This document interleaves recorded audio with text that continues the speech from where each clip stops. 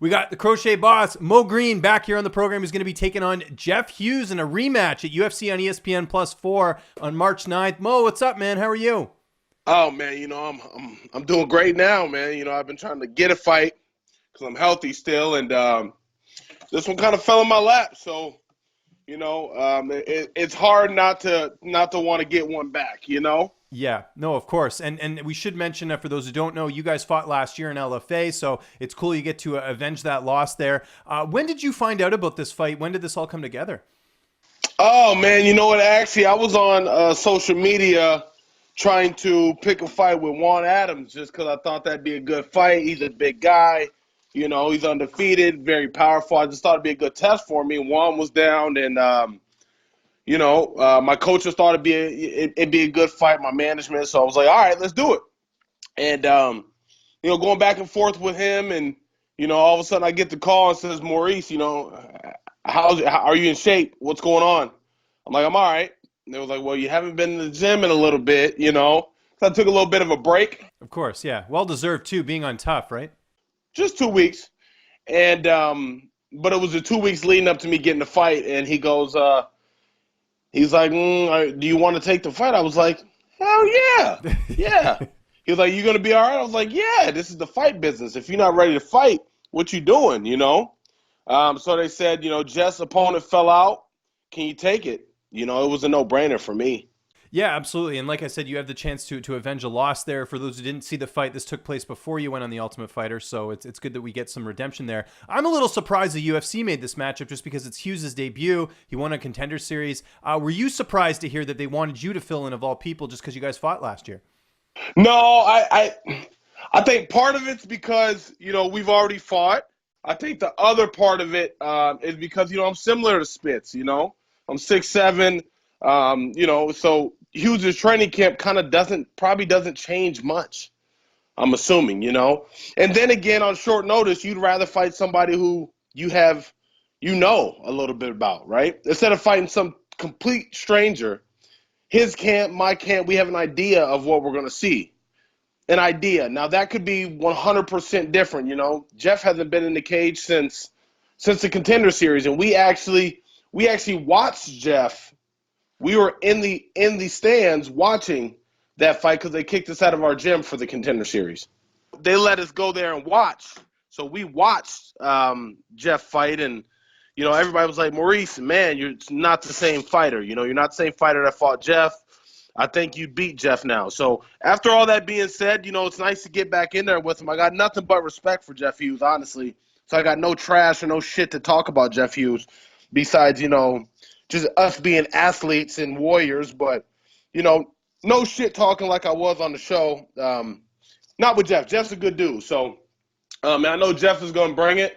He's been off. He's looking to make a statement, and I'm sure he doesn't want to suffer an L after beating me. But, we're going to go out there and we're going to have fun, man. Just be loose, have fun, and do our fucking job.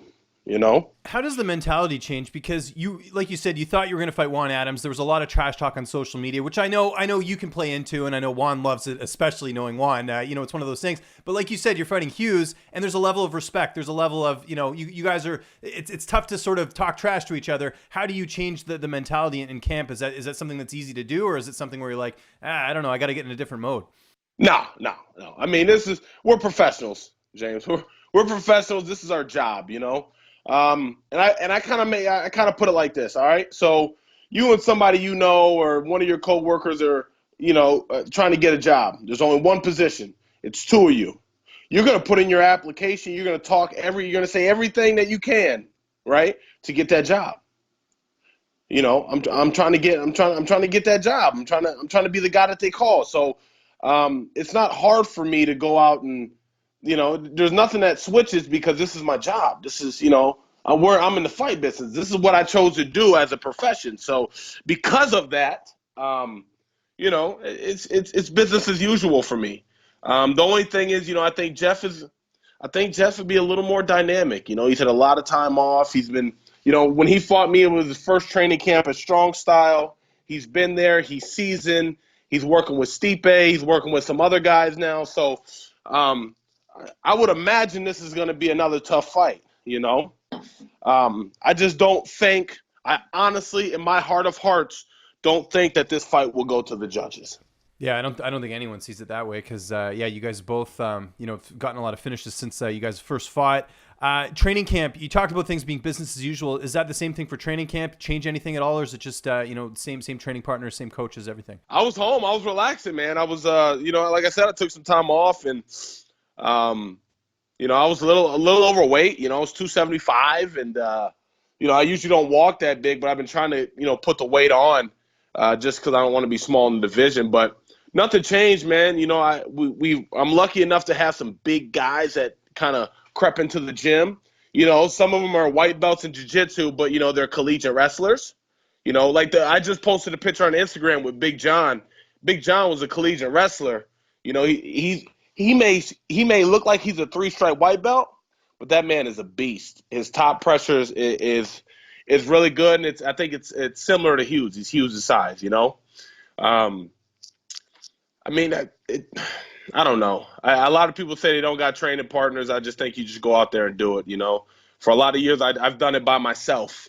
So, to have people is kind of nice. But at the end of the day, it's just me and Jeff when that cage door closes. And, do I want to check a bag? Do I want to check the whole bag, or do I want to get half of it? My family wants all of it. So just business as usual, man. And it's fun, I'm 32 years old. I get to go out and compete, with some guys younger, some guys the same age, but I get to compete at the highest level. And I think it's a good second fight in, It's a good second fight in. This fight, Brock Larson will be in my corner. He's there anyways, right? Because Anthony Martin, I should say, is on this card as well, right? Yes. Yeah, Tony Martin's fighting on the card. He wasn't there last time because, funny, Tony fought Saturday in Australia. I fought Friday, so he's like, any other time, Maurice, I'd be with you. And he felt so bad, but it's like, you can't have one of your guys go out of the country and not go with him. So he gets to be with me for the first time. I'm so excited. Yeah, Brock's awesome. He's a really good coach. And anyone that isn't familiar with the work he's doing, it's really amazing. Oh, he's the reason why my jiu-jitsu is where it is right now. I was looking back at my record, and it's funny that I was in Glory and everybody's like, Maurice, you're a kickboxer. But if you look at my record, I'm 6-2. I have 5 finishes, and 4 of those are triangle chokes. That's right. Yeah. No, it is interesting. Yeah. You mentioned a finish in this fight. How do you see this fight playing out on March 9th?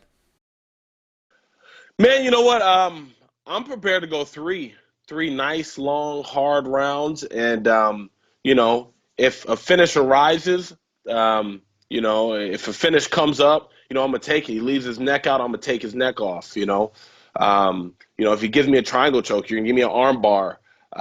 Whatever you're going to give me, I'll adapt. But it'd be nice to knock him out. I think I fell short a little bit of the bonus my last fight. I thought I was going to bonus with the triangle choke being the 3rd one in UFC history, second heavyweight to ever do a triangle choke because Stefan Struve has the other 2. I fell a little short, so who doesn't want 50 G's? Of course, yeah.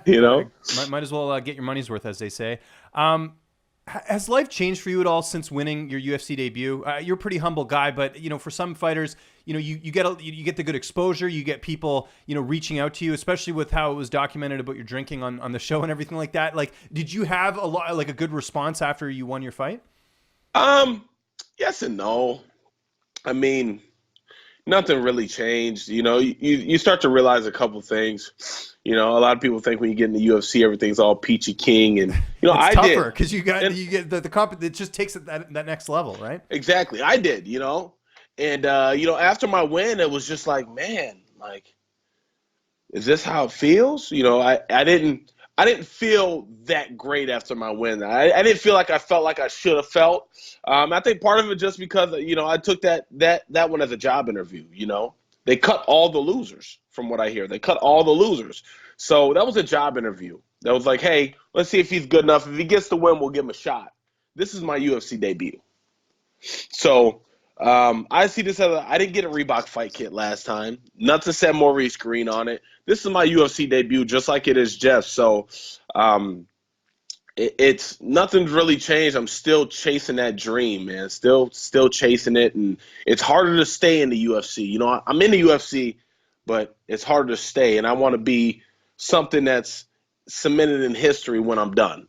You know, if I can help it. My last question before I let you go. You're a big guy. You made a really good impression on The Ultimate Fighter. You're coming off this UFC win. I know the UFC career is just getting started, but is pro wrestling something you'd ever consider doing just with your personality, and you've got the whole persona and everything else, and the person, you know, like I said, is that something you'd consider doing? You know, it's funny. I was talking to my buddy Billa, who's actually my corner mate. He's my best friend. He's like that moral support. He's that guy that looks at you like, Maurice, fuck all this shit. Fuck all that shit. It's time to feed your family. You gonna let them take food out of your family mouth? That's that guy. But I was talking to him, and we was talking about, man, what if me and Chopper Chai, you know Chai Lewis Perry? Yeah, of course, yeah. What if me and Chopper Chai went into the WWE as a tag team? A tag team duo. That would be awesome. Between the two of us, I think that would be quite the tag team duo. I agree. Did you? I imagine you watched it growing up. You must have watched pro wrestling growing up, right? Yeah, I was a big Bret the Hitman Hart fan. Shawn Nice. Michaels, Canadian guy. I like that. That's good. Yeah, Bret the Hitman Hart, Shawn Michaels, Mankind, who's Mick Foley now, but I knew him as Mankind with the mask. So, you know, I used to think it was just all fake until I realized how real it really was. It's just the results. You know they know who's gonna win.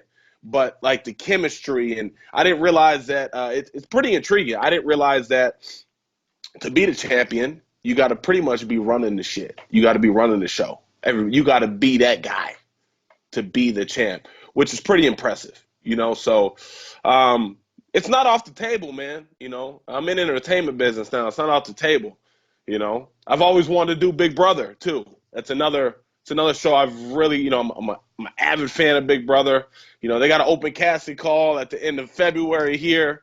I'm going with one of my buddies who's going to audition, but I just don't know if I can. Show, man. Oh my gosh, that would be awesome. The crochet boss on Big Brother, come on now. Hey, you get my vote, man. I'd love to watch that.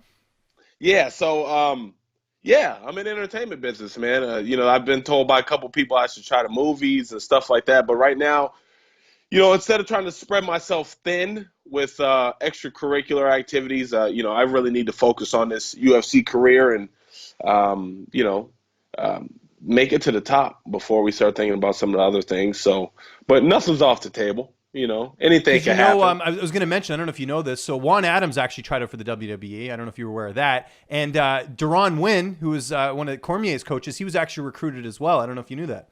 Really? What happened with Juan in WWE? I thought he would be good. I don't know. I think he had to make a choice between one or the other, and he went into the UFC. So, but I know he tried out last year. So, yeah. I mean that would, imagine him in there. Imagine you guys having a pro wrestling match and an MMA match. That would be interesting. A pro wrestling match? What do you mean? What do you mean? Tag team. Oh yeah, you guys tag team together. That's true. Come on, man. I mean, but no. I heard it's extremely hard though. You know, it's extremely taxing on the body, and you know there's a lot of travel that's put into it. So yeah, you know, nothing's off the table, but right now, you know, it's just focusing on what I really want to do, and that's you know, be a champion in the UFC. And that starts here on March 9th. It is UFC Wichita, aka UFC on ESPN Plus 4. Mo, really appreciate the time, man. You got me in such a good mood this morning. I appreciate it. Just remind people where they can find you on social media, and if you got any sponsors or shout outs, the floor is yours, man. Man, I just want to say thank you to you, James. You know, I've been on here a couple times with you. It's always been a pleasure. Back to the glory days, even. Remember when we did our interview for Glory? Glory days, yes. See, I'm no stranger. You can find me at the Crochet Boss. You can find me at the Crochet Boss on Twitter, the Crochet Boss on Instagram, and the Crochet Boss fan page on Facebook. I do want to shout out Metal Design Inc. That's one of my sponsors. Who kind of helps me with, you know, when I need to travel and, you know, money to do things and all that type of stuff. So I'm very gracious. And then we're working on a CBD sponsor, which once I get that deal worked out, we'll shout them out and put some posts out. But all I'm saying is follow your boy, man. Follow your boy, the Crochet Boss, man. We're trying to make this dream a reality, and I appreciate any and everybody who wants to follow and be along for the journey.